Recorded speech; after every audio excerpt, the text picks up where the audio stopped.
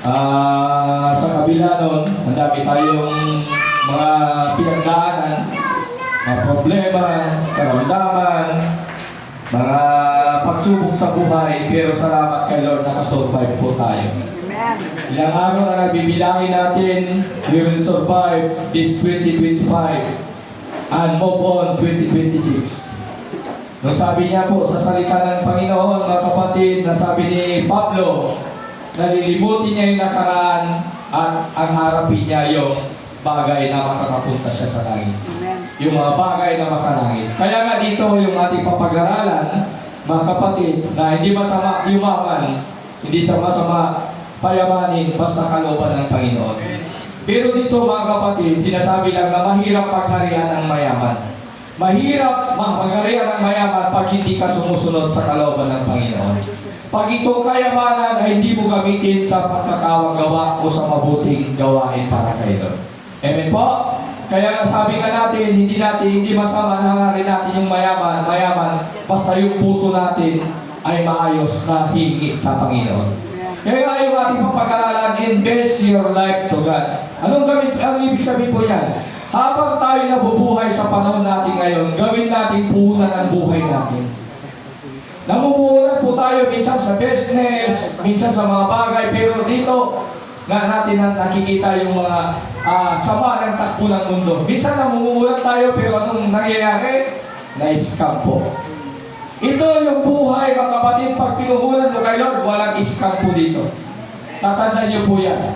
Pag yung buhay mo, pinuhunan mo kay Lord, tingnan po natin kung ano po yung mangyayari po niyan. Kasi nga, ang buhay ay hirap sa Diyos. Kaya nga sabi niya, yung buhay mo na binigay ng Diyos, wala kang ibang gawin kundi gamitin mo upang maparangalan ng Diyos. Amen? Kaya nga sabi niya, pag kayo'y nakipag-isa kay Kristo, isa na kayong bagong nilalang, wala na yung dati at napalitan na ito yung bago. Kaya bago na itong ating katawan na patuloy natin ialay kay Lord. Romans chapter 12 verse 1, ang sabi po dyan na ialay nyo ang iyong buhay bilang kalugod-lugod na handog sa Diyos kasi ito yung karapat-dapat na pagsamba sa Diyos. Amen po? Yan pa ba kayo? Handa na pa tayo? Dito po tayo mga kapatid sa verse po ng 1 Timothy 6 verse 7 to 19. Ituro mo sa mga mayaman na huwag silang magmataas. Amen po? Ano pa? At huwag silang umasa sa kayamanan, lumilipas. Ano po yun? Di ba? Pera, yung mga dito sa mundo, yan yung kayamanan na lumilipas ang ibig sabihin po niyan. Kaya tayo mga kapatid ko, turuan daw natin yung mga mayaman. Mayayaman na wala sa Panginoon. Amen? Amen? Dito po tayo mga kapatid. Huwag tayo mag-participate sa mga bata kasi may mga mundo ang mga bata. Kaya dito po sabi niya, kundi sa Diyos na masaganang nagbibigay ng lahat ng ating pangangailangan. Ang ibig na sabihin, hindi ka nagkukulang kapatid. Ganon din sa mga mayayaman, hindi sila umasa sa kanilang makayamanan. Yung iba mga kapatid, di ba? Nakahawak ka ng ganito, akala mo, ang tayog na po. Akala mo, mayroon akong na witness po ng panahon na yun. Talagang kung magsalita po siya, akala mo hindi na maubos yung pera niya. Sa araw, sa iglap mga kapatid, na-bankrupt po siya.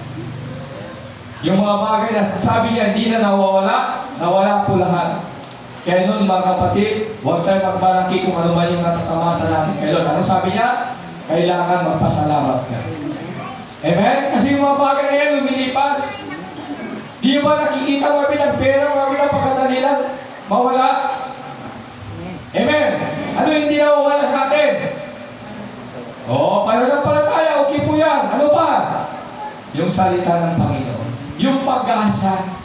Nasabi nga sa kanta, mga kapatid, yung anak mo pagpapalain, tapos yung magiging anak nila pagpapalain. Kasi parako yan ni Moises nung siya'y nangarap po sa mga Israelites. Anong sabi niya? Kapag kayo susunod sa ating Diyos na buhay, sabi niya, yung 4 na salin lahi ay aking pagpapalain. Ang ibig sabihin niyan, hindi na puputol yung angkan po natin. Yung angkan, hanggat sa angkan po ng mga angkan natin, laging pagpapalain yan kasi sumusunod tayo sa kalooban ng Panginoon. Kaya nga tayo po ay anak po ni Abraham sa pananampalataya.